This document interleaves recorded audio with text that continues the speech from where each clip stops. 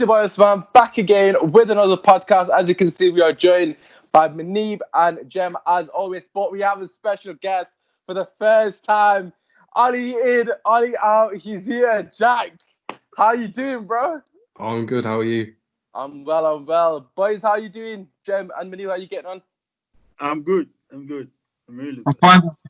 Good Good. to hear. Good to hear. Good to have you back as always. Of course, the podcast is always regarding the game the night before. But before we get into that, make sure you check out the boys' links in the description. Show them some love. Drop a like on the video and subscribe. But let's get straight into it. A lot of talking points from last night's game. Jack, as your new Noah, we're just gonna throw straight into the deep end. Manchester United beat Crystal Palace 2-0. Some would say very fortunate. I would probably have to agree with them people. Some Man United fans saying, you know, at the end of the day, the only thing that mattered was the 3 points. Where are you standing on that? What were your thoughts on the game? I wouldn't say it was the best performance we've ever had, but sort of as you said, at the end of the day, the main thing is whether or not of controversial decisions or not with the ref. I mean, the VAR one was a bit dodgy, but at the end of the day, you know, we won the game. So I suppose it doesn't really matter too much about the performance. You can play badly 38 games a season. As long as you win every game, it doesn't really matter.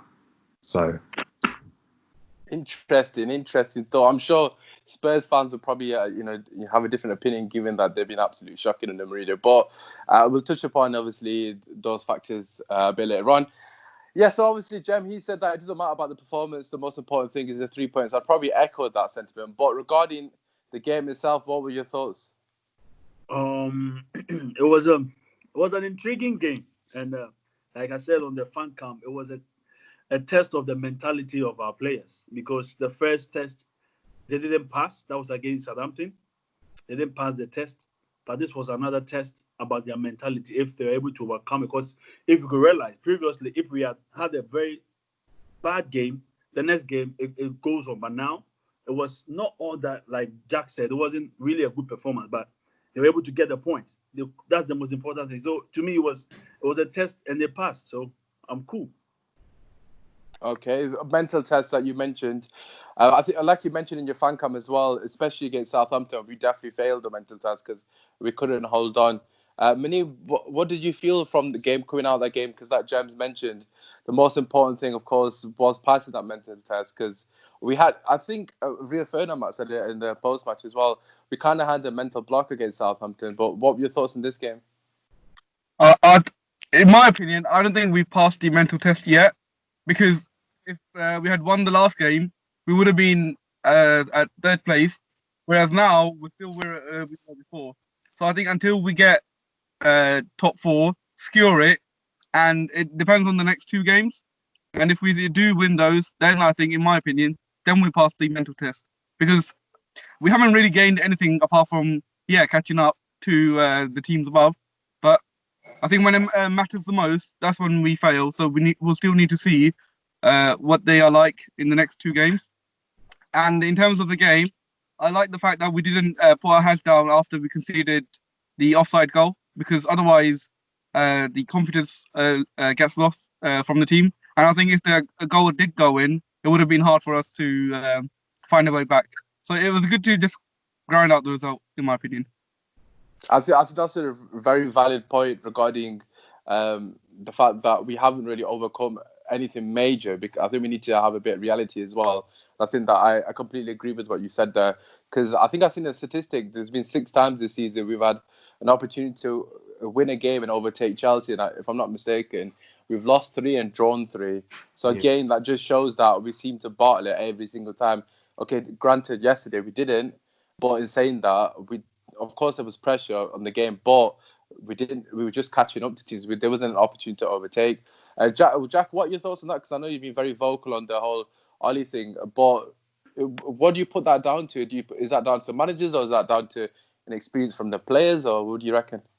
Well, I suppose it's kind of like a combination of all, because obviously we have a very young squad on average. Yeah. And it's not that it's not a fan of Ole. It's just that I think we should leave him to stay for the rest of the contract, use him as a sort of transitioning period, and then once he's had his contract, maybe look to find someone else and maybe push him for a director of football. I don't know. Gem and even that, I'd be with that. No, it's just I don't know. I just don't. I think he's done a good job, but you also have to think that he's also had one of the best teams as of recent. You think about Moyes and the team he was left with, and he does have a good squad behind him. But Van Gaal had good stars in him. yeah, but then we got rid of him prematurely, and then no one. Then Mourinho came in, and no one gave. Well, they gave him the money, sort of. But if the board back him in the summer, then if we do get Sancho and the right thingy, then why not let him have next year and see what happens?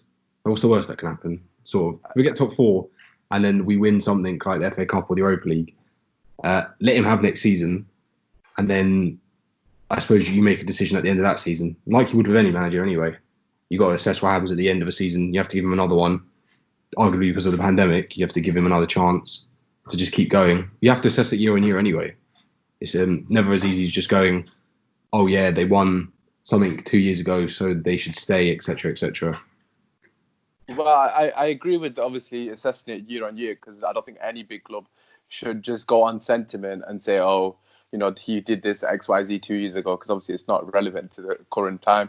Regarding what you said about Oli and him inheriting a strong squad, I'd say he's probably, and this isn't me being any biased, I don't want people to think that, I think he's actually inherited the worst possible team he could have got. And I'm not even just saying that because I love Oli to bits because he's a legend, but like Moyes inherited a team that just won the league. Okay, granted, it was an aging team, but if Jose Mourinho inherited that team, he would have won the league again, most likely. Moyes was just incapable of dealing with those high caliber players. Of course, Kale, etc., that he's dealt with in the past. And as you don't need to talk about him, he's irrelevant. Van Gaal, for me, had probably the best front four we've had in recent times on paper. Falcao, okay, granted, he wasn't fantastic in terms of his form, but in terms of ability, he's unbelievable. Rooney, was it 2014? Rooney was still good in 2014. And he saw that season. Obviously, we know about Van Persie's capabilities. He still had Hernandez. He did one. Welbeck again, another player that was good. Obviously, we can go on Di Maria, of course. So he still had good players. Obviously, Jose Mourinho, Sam Pogba, Zlatan, etc., etc. So I actually think he's inherited the worst team. He came into a dressing room where there was people like Lukaku and Sanchez. There was a massive divide. It was quite evident that Sanchez didn't want to be there. And on top of that, a lot of the centre-backs were poor. Let's be real, our defence, when Oli first inherited it, was what is up there with Arsenal's defence. He had to play the likes of Phil Jones. So I don't agree with that. I agree with, obviously, a manager should be given time on merit, not based on sentiment. I definitely agree with what you said there. But I'll pass it to Jem before we come to you, Munib, because obviously you both seem like you disagree. But Jem, what are your thoughts? Do you think Oli contributes to obviously some of the negatives in the last couple of games, or do you think it's something else? Like Jack said, I think it's a combination of both, the players and Oli. And I think Oli also, you see, he's not a top-notch manager, and he's also learning on the trade. So whilst he's working, he's learning on the job. So he'll make mistakes. Like if you check, when Mourinho started coaching, he made a lot of mistakes, and he has learned from that. When he learned from it, he became a better manager and was able to win things. So Oli has made mistakes, especially some of the changes he made earlier on in the season, some of the selection. I think, like you said, I think he inherited the worst team ever, because you had three different managers, play from three four, including Fergie as well. Yeah, including Ferguson. 4. And the dressing room was so, I don't know, the atmosphere there. Now, if you look at the players now, it's different. Like, I think today, Benji sent a picture of when Pogba posted something. No, Timothy posted something, and you had almost all the players commenting on it. But you see, last year it wasn't like that. You had Lukaku leaking out an information, some statistics about Luke Shaw, and you see that thing is not happening. That's why now lately you don't get a lot of leakages from United, because they block those things. So the atmosphere has changed now. Oli is not tactically good. He's like Ferguson. Ferguson was never a tactician. Never. Ferguson was a man manager. He manages them. And Ferguson was never a good tactician. I don't know if I agree with that. He's definitely a tactician, but I see the point you're trying to make. Yeah, Ferguson is about man manager, because you see his back in his room, the backroom staff. You have the last staff is Steve McLaren. You have Brian Kidd. Then you have Carlos Queiroz. Then at the point you had Rennie, what's his name? Rennie Mullis. Right, yes. Yeah. Those are is it Oli always say that he doesn't do the on the field thing. Is he leaves it for Mark Carrick, Mark Kenny, and what's this old man's name? Mark Phelan. They do those, but he doesn't do that. He just comes, he watches, and he so that's why I think when it comes about the tactics, whatever goes on into the game, it's really about those guys who do the work on the field. Then he just manages. He's good. He has the technical know-how, but he's not an astute tactician like maybe you have this guy, Mark Rose. No. Like Mark Rose, those German boys, those Germans here. Yeah. So I can say that he has done his bit, but the players especially on the Southampton game, I can't fault Oli if Wan-Bissaka decides not to be on his feet and defend the ball. You cannot blame Oli, because if Wan-Bissaka had been on the feet and we have prevented the ball from going to the corner kick, the goal wouldn't have happened. I'll blame Oli. You see, the where I'll blame Oli in the Southampton game was the changes. I think he should have let one either Pogba or Bruno on the field. But yesterday we saw the other side of Bruno, that Bruno cannot hold on to the ball that long. He's not that type to hold on to the ball and give a pass. As soon as he gets the ball, he believes he should release it early. And if you are doing that, and the way Southampton were pressing us, if you release the ball that early, that's why they were killing us. Like their coach said, they wanted to come and fight against lions. That's what he said. So it was a lion fight. Yeah. Obviously, you made a few interesting points. Obviously, I'm not going to touch on the Ferguson one because I'll let the guys in the group chat digest and dissect that one. Just coming back to some of the things that you mentioned regarding Ali, and I think Jack touched upon it as well. Of course, like you said, he's not a top manager. We know he's not. He's still learning on the job. One thing I noticed in this week in particular is the fact that from the Southampton game to the game last night, which was the Crystal Palace game, he kind of rectified his mistakes. A lot of people were criticising him for taking off both Pogba and Bruno, and I agree to an extent. And he didn't take off either this time. And I think that paid dividends because, like you mentioned, okay, although we went fantastic, but you saw in the last 80 minutes, Pogba and Bruno finally got a foothold in the game, and it won us the game in the end. Mini, what do you reckon regarding Oli? And obviously, just the fact that it is quite clear he's still learning on the job, but how have you been regarding the last couple of games in terms of mental battle and his sort of role in that? I think since the Bournemouth game, we saw his interview with MUTV. He was so disheartened by the defeat. He looked like he was going to cry on TV. And I think since then, he's tried to tell people that you better not lose because I don't feel good and the fans don't feel good. So since then, I think we've gone on a 19 unbeaten run streak, if I'm right. And I think it's good. I think the break helped as well. Break helped because I think Ole tried to learn from the German league by watching it. Tried to learn what they were doing because they're more progressive in their play, and whereas English team are not. And in terms of what Jem said, Fergie not being a tactician. I mean, I didn't say he's not a good, not tactically astute for me. I think why you think that is because when you hear the word tactician, you think of someone who's more pragmatic or more defensively good, or someone who looks at the opposition and then does what they say. I think someone looking from the outside, coming into football, they may say Klopp is not a good tactician because people like Klopp, Pep, Fergie, Zidane, they look to do their own thing first. They would like to focus on their team and then make the opposition as a secondary. Whereas people like Mourinho, they look to see how the team will play and then act on it. So I think it just depends on how you see the word tactician, like Simeone.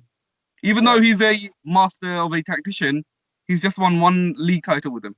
You see, so it's not always good to be a tactician. I'm not saying Ole is a good or a bad tactician. I think he did very well against the likes of PSG and even Barcelona at home. I think where we had a chance to win the Champions League game at home, and we were lucky to. I want to say we were lucky to win at PSG, but we did very well to get a win.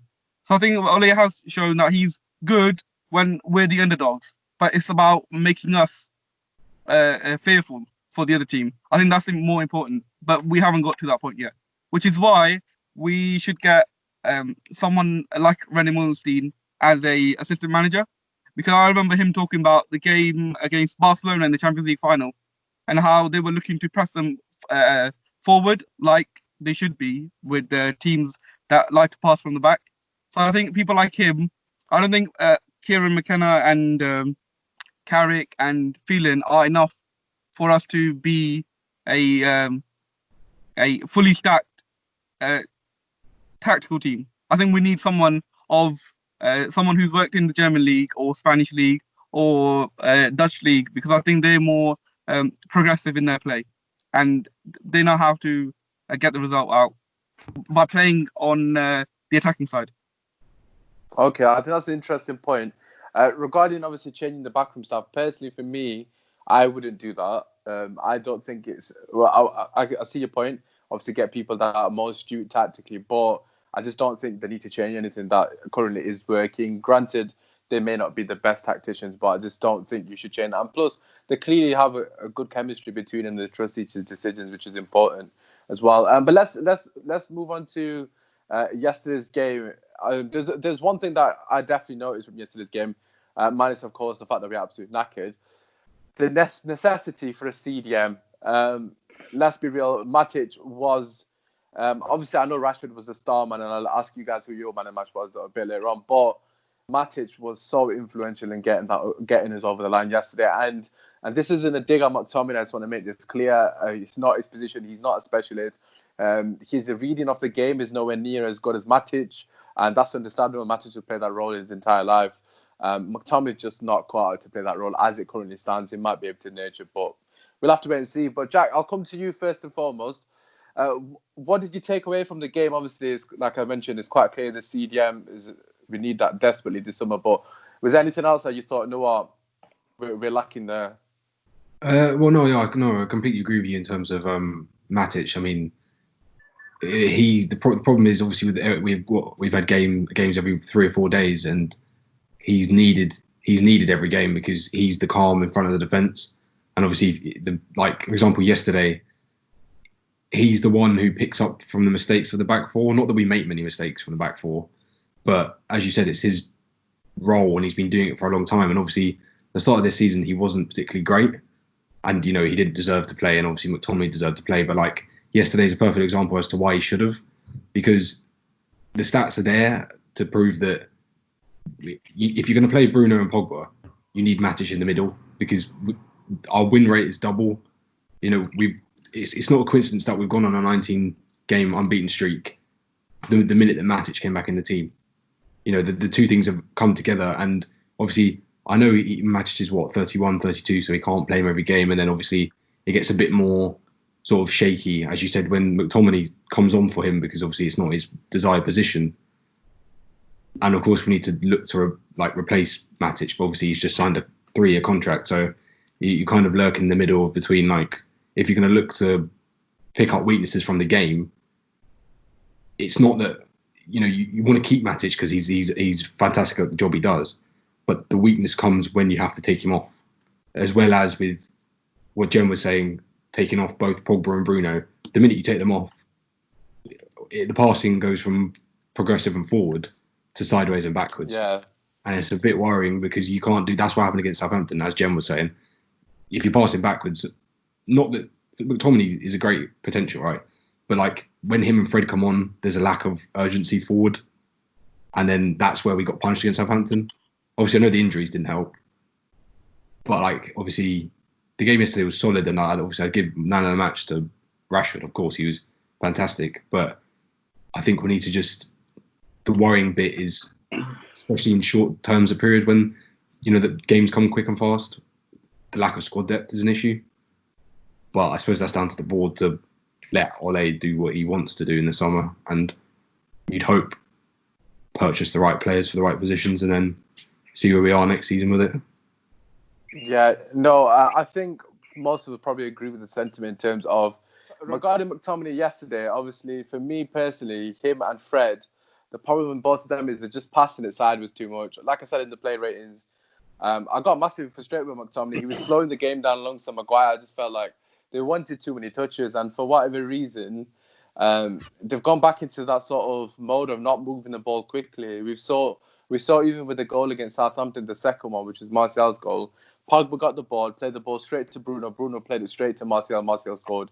It was literally 2 passes into Martial, and we scored. And it was within like 5 seconds. And we need to continue to move the ball quickly. You saw prior to Pogba coming back, Fred was doing that, but for some reason he's not doing it anymore. But let's talk about the positives. Let's talk about the main 2 men up front. Some people call him Dwight York, and some people call him Andy Cole, Dwight York and Andy Cole. But I'll let you guys let me know what you think. Mani, we'll come to you first, mate. Rashford and the main man, Martial, their link up. What are your thoughts? Oh, he's disconnected. Oh, he's crashed. Okay, Jem, we'll come to you while he regains connection. I'm liking the pose, though. It's kind of nice still. Jem will come to you then while he gets his connection back. What do you reckon about Martial and Rashford? What are your thoughts? One thing I can say is I'm really happy for Oli, because when Oli decided to sell Lukaku, he had a lot of bashing. People were saying that can Martial and Rashford give him 20 goals in a season? And funny enough, both of them have 22. 22, mate. And they have 7. I think Rashford has 7 assists. And Martial too has 4 or 6 assists. Just the 2 of them. So between the 2 of them, there are a lot of goals. So I'm really happy that I'm somebody who really believed in the talent of Anthony Martial. Just that, I think somebody said on the WhatsApp group about if Mourinho would have been there. If Mourinho would have been there by now, he'd have sold Martial. Because he wanted to sell him, it had to be Joel Glazer who said no. They see Martial as like Pele. So, an asset, yeah. An asset, and they're not going to sell him or swap him for Perisic. Now Perisic is roaming about, you know. Perisic for Martial, by the way. Perisic is roaming about. He's roaming about. He came on loan here in Germany. He played. He's going to go back to Italy. So I'm really happy, and you can see the understanding between the 2 of them. I remember when in the Southampton game, some fans were complaining that it was like both of them are selfish. Everybody wants to score. But I told them that, no, you see, there's a certain understanding. Only even said it. They pass among themselves. They have this. I remember when things were very tough for us and Martial came back from injury. The game against Norwich at away. When we went to we scored. We beat them 3-0. Well, I think Rashford scored a penalty. You could see the understanding. So it made me understand that the Manchester team, it's all about Martial. If Martial is not there, we can't play. Yeah. And that's when he got injured, we were suffering because Rashford cannot hold the ball up there. He cannot do that, but Martial can do that. And now you can see that Martial too has evolved. Yes, let me call it evolution. He has evolved. Now he can play as a number 9 by himself. Because yesterday I was surprised. The way he was challenging Sako, you could just push him off. I said, wow. Because the Martial I knew, well, it wasn't like this. He was so soft. People thought he's soft. You can just bully him. But now he can face anybody. And it's about the confidence. Now he has a lot of confidence. And he believes that the manager believes in him. Because I remember the interview, they said that when Oli asked him, do you want the number 9? He said, yes, I do. I want it. So it's like, it's mine. So it's good. And Rashford, like I said on the fan cam yesterday, after the restart, he wasn't up there. But from the Southampton game and yesterday, you can see that now his confidence is up. Yeah. I was watching the game again, and you saw some tricky. I think he made a certain skill, or is it tick? Before the goal. He did an elastico and got past the guy. Yeah. Wow. And it's like now the confidence is booming, and it's good for United. It's very good. I'm glad. I'm glad for Oli anyway, because it has paid off. 44 goals. That is good. That is a massive return. That's an important point that you made there in terms of not only putting him back in the middle and trusting him, but giving him his number 9 shirt. I think psychologically that's been a massive boost to Martial. And you're right, you know, the transformation in Martial in the, obviously not just the last weeks, but all season, but in particular in the last couple of months, you've seen the transformation with his work rate. It's that night and day. A lot of people would label him lazy. Some people that still label him lazy are clearly biased or obviously dislike Man United. But he's just completely changed. What do you put it down to, Jack? Well, I think that obviously as Jem was saying, we've seen Rashford trying to be up top on his own, and we know that he can't. We've seen that he can't do it by himself, and we know that when on the left. I mean, we know that. And obviously, I think that since Lukaku's left, the sort of confidence for Martial to play up top by himself has sort of reappeared. And as you spoke about, even as going as far as just the number itself, him getting back the number 9 and him taking his position, because if you remember the first season under LVG, he scored 17, he assisted 5 or 6, and that was primarily up top on his own. And obviously at the time we didn't really have anyone. We were relying on him with a bit of room behind him, but he was the main man. I think he sort of thrives when he's the main man. But I think the two need to work together, because when one of them's off, the other's off. They work so well together that when they're both on fire, they're both on fire. And I think for the foreseeable future, obviously, Martial's only 24, Rashford's 22. I think we have a sort of a left wing and a central striker or centre forward for the forthcoming, I don't know, for say 5 or 6 seasons, until Martial turns 30, I suppose. And then you just see where you go from there. But I think the two of them have been sort of fantastic, and a sort of, especially Rashford, because there were times when I was, Rashford's a bit, is he another, Welbeck 2.0? Is he another Welbeck? But he has matured quite quickly this season. And to be fair to him, to get 22 goals, as you were saying, compared to, his first 3 seasons where I think it was 8, 7 and 11. And now, it was like 5, 7, 11. Now he's on 22, which is fantastic. And he's matured quite quickly. So I'm pleased with the both of them, to be honest. Yeah, no, regarding the Welbeck 2.0 comment, I appreciate you being honest about that. I've got to be honest. I'm not going to sit here and say, I've always rated Rashford. I was a massive critic of his last season.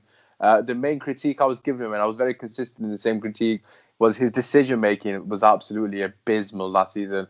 And for me personally, that is the thing that I've noticed the most, because I think probably that was the one thing for me that I noticed that he was doing wrong the most. But now, even his passing his through balls to Martial, it's obviously, I know people are going to talk about the goal yesterday, but just in general, the one that he did against Sheffield United, he makes it look easy. He put the right weight on the pass, and it's not a coincidence. He's done it 3, 4, 5 times now, and you're really starting to see a different side to Rashford, not just that guy that's trying to get on his right foot and hit it from 30 yards and hope the dip, does the keeper every 4 seconds. Manib, what do you think the main difference has been between the two frontmen, and how much credit do you think Oli deserves towards that? I think the main difference is with them choosing which role and which position is best for them, and that is a credit to Oli, because he kind of wanted to try out Rashford as a striker last season, and he's seen that it doesn't work. So I think he's seen that Martial's best as a number 9, and then Rashford's best as a a playmaker on the left. But I don't see why they can't do a partnership up front with Bruno behind them. I think that's still to be explored by the coaching staff, if you want to say. I don't like the fact that we're still using just the same formation all the time. I like to see a change up, but I think we need to play a playing style rather than a formation style. Like yesterday, we could have got McTominay and Matic as CDMs, and could have taken Bruno off or Pogba off and given them a rest for Sunday. But I don't know why he didn't do that, or put Fosu Mensah as a CDM and then put left back someone else, or Delort as a substitute. I think there are still some things that need to be fixed with Oli. But in terms of attacking wise, I like what he's done so far. It's just the right hand side that needs fixing now. Right. Regarding the formation change, personally, this is just me. I don't think Oli should do that. I don't think we should take Greenwood off and potentially go for a diamond. I think the reason being that the reason I don't think that works for us personally is because we haven't got fullbacks that are fantastic going forward. So if we had two, just say, is it Hakimi, innit? The one that's gone into Milan? So if you imagine if we had Hakimi on the right wing, obviously right back, then obviously you could potentially play that because he'll offer you that width. I don't think Wan-Bissaka's, obviously this isn't a critique to him because I thought he's been good, but I just think he's not fantastic going forward. Again, Luke Shaw, We missed him yesterday, but a lot of fans don't think he's great going forward. So I don't think we can play a formation where we have two up top when we don't have much width, because Pogba's not going to give us that width. Obviously, Rashford and Martial in particular, you don't want Martial to be giving you width because you want your main man to be in the middle of the pitch. It's almost like if we go for a diamond, we play with a false nine, and that false nine being Bruno, who's in cam. And personally, although I think it can work, I just think we need better fullback to offer us that width. So regarding changing, I don't think it needs to be changed because it's working currently. But I do agree we do need to be versatile in the way we play, because obviously it becomes more predictable. Let's move on to our next game. I wanted to get your thoughts just to finish off on our game against Chelsea. A lot of fans have probably got different perspectives on how we should approach this game. I'll pass it to you, Jack, first. Just to mention, of course, all of our players that are currently playing or played in this game are practically with 5 games on the bounce. Matic was the only person that technically got a rest. Everyone else has played practically every minute. What are your thoughts going into the Chelsea game? And obviously, we'll get a little cheeky score prediction later. Yeah, I am slightly worried because it seems, I don't know who came up with the scheduling with giving Chelsea so much more rest than us. I mean, it seems abysmal that the Premier League allows that. But I mean, God knows who he's going to play. I suppose if Fossey Mensah's fit, then I suppose he plays. I suppose Dalot plays. I suppose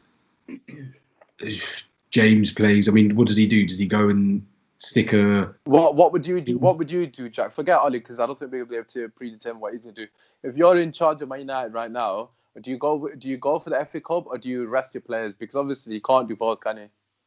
I would say it depends on the West Ham game tonight. If West Ham don't win, then they are in big trouble. And I think they're going to come to Old Trafford like they have done in the past. If you remember in the past when they came and did a cheeky 1-0.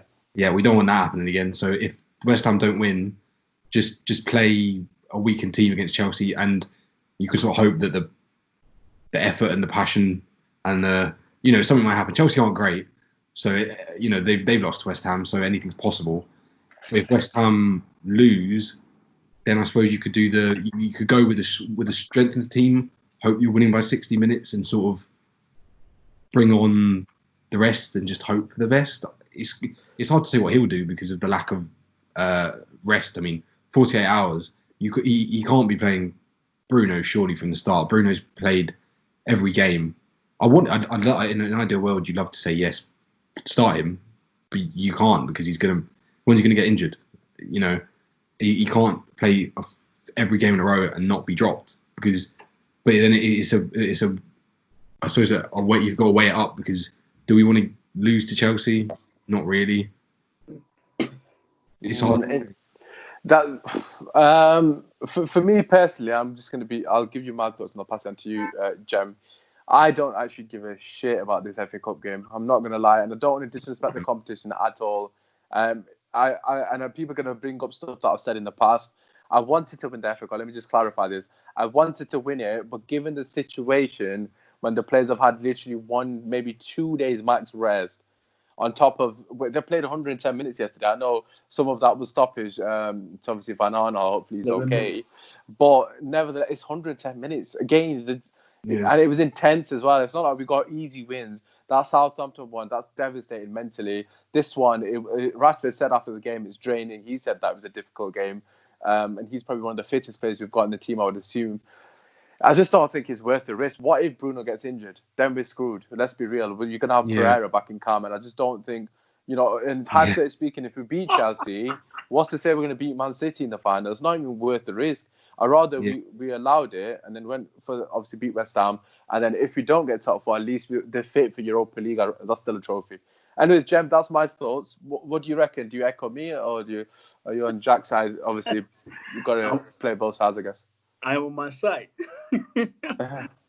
I think he will make changes, and it will not be like the Norwich one where he had like entire 8 changes. No.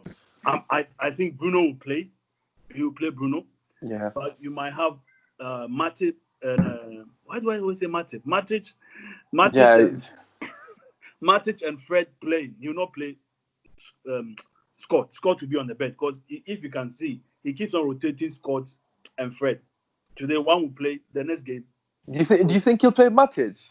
You play him. Against Matic will Chelsea. play.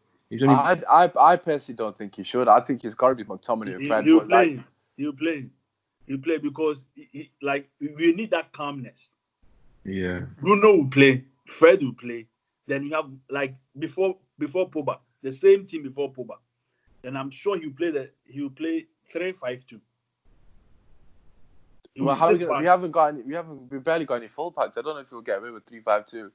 Because he can decide to play Tim Fosu-Mensah as a number 2 and rest Wan-Bissaka because Wan-Bissaka looks very tired. Yeah. Then Agreed. I'm sure Luke Shaw will be back. Luke Shaw will be fit. Either Luke Shaw or Williams will play. Dallo, they will sell him. They will just sell him. The way you just said that was Dallo. Because if in a normal sense, he was supposed to play yesterday. Yeah, he was definitely. He is good. Well, we can get good money. We can get good money from him. He's still a young talent. I know roughly 50 to 20 you get. Yeah, exactly. 20 million is decent, man. It's decent for us. I'm sure Wolves might like him anyway. That's the place for Portuguese. So yeah, I think Oli will want the FA Cup, and he still wants to get the top 4. So he will just mix things up, not really destroy the main team. Then he will go for it. But I believe Chelsea's team is not that great. It's not really that great. If we are forceful a little bit, we can. Because if you look at their game against Norwich, if Norwich were a little bit purposeful, they would have equalized. Because at the point, Chelsea was shaking. Yeah, definitely. And now I can say the top 4, there's pressure. Like I was saying in the WhatsApp group, it's the pressure that is coming, is boiling up now. Everybody, the pressure is on every team. Leicester, Chelsea, United. Because if you're not careful and you lose your game, you are not going to get the Champions League. So there's a lot of pressure now. So if I'm sure Sunday it will be a nice game. I hope we win anyway. But I don't care whether we win or just for banter's sake. Chelsea, they will laugh. But me, the most important thing is we get to play Champions League. Right. Okay, Mani, will come to you. So it seems like Jem and Jack both feel that you'll probably play a stronger team. However, obviously I disagreed with that. Well, I wouldn't play a stronger team, but Oli does it. No, it's a different story. Mani, where do you sit on this? I agree with you, to be honest. I wouldn't play a strong team because we've beaten Chelsea twice without using Bruno and without using Matic in the first game, I believe, or the second one. So we've beaten them with a weakened squad, as you would say. So I think, and they're probably thinking of getting top 4 and securing top 4. Yeah. So we're not looking at what they think. And also with your point regarding we're going to potentially face City. And we've been in City already. But I think Guardiola doesn't let a final go out of his hands. So it's a big chance. It's a big risk. We either get win against Chelsea and get hammered by City potentially and then embarrass ourselves, or take a chance and get a few players injured. So I think there's more chances of us resting players and on Sunday and then try and beat West Ham and put the pressure on Leicester and Chelsea for scoring the top 4 and then leave the FA Cup for other people and then we're trying to win the Europa.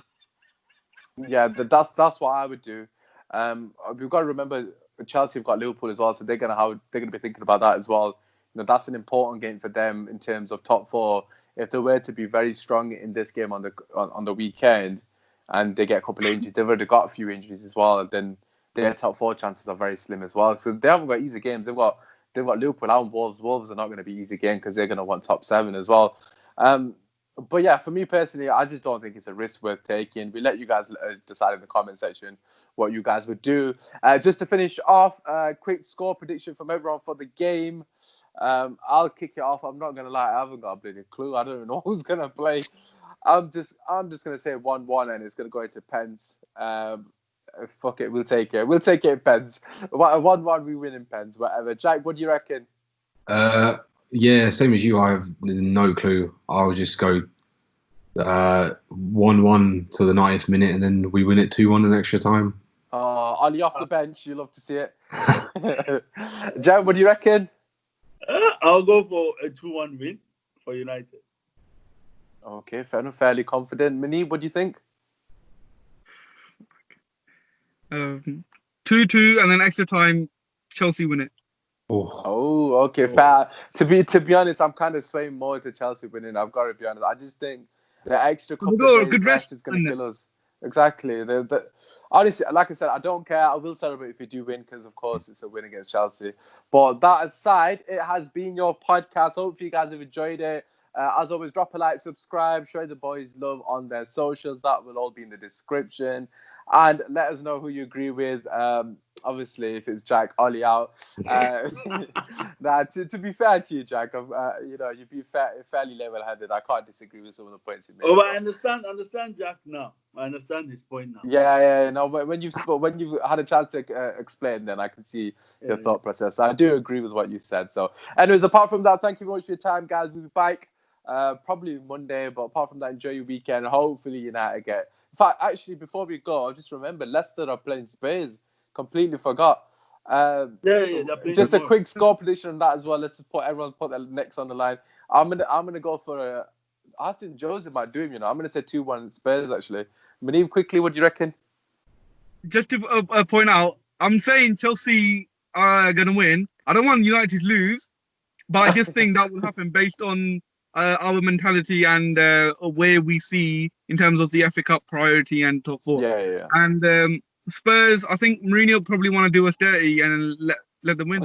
Now they need Europa League, surely, man. He said something about Europe. He was talking about Europa League like it's World Cup or something. I don't know why, but you know what he's like. Because he's won it. That's why. If he didn't win it, he would have said, "Oh, Champions League is the number one priority." True. That's true. Actually, can't put it down in there. Jem, what do you reckon? Quick score prediction for that one. Like Moni said, I think Mourinho might want to do us dirty because he just said in his presser that this will be the second time we play in Champions League if we qualify. So I don't know, but Leicester can win Leicester will win or it'll be a draw. Yeah. Obviously, draw is good enough for us. Jack, what do you reckon? Just to finish off. Yeah, like Jem said, I'd say probably 2-2 maybe or 1-1. And listen, I'll take a draw every day of the week, mate. Because that means we go into the last game, of course. If we won West Ham, that is knowing that we only need a draw to get top four. Anyways, apart from that, that has been your podcast. Thank you very much, guys, for your time. I know many of you need to shoot off to work. Drop a like, subscribe. Peace.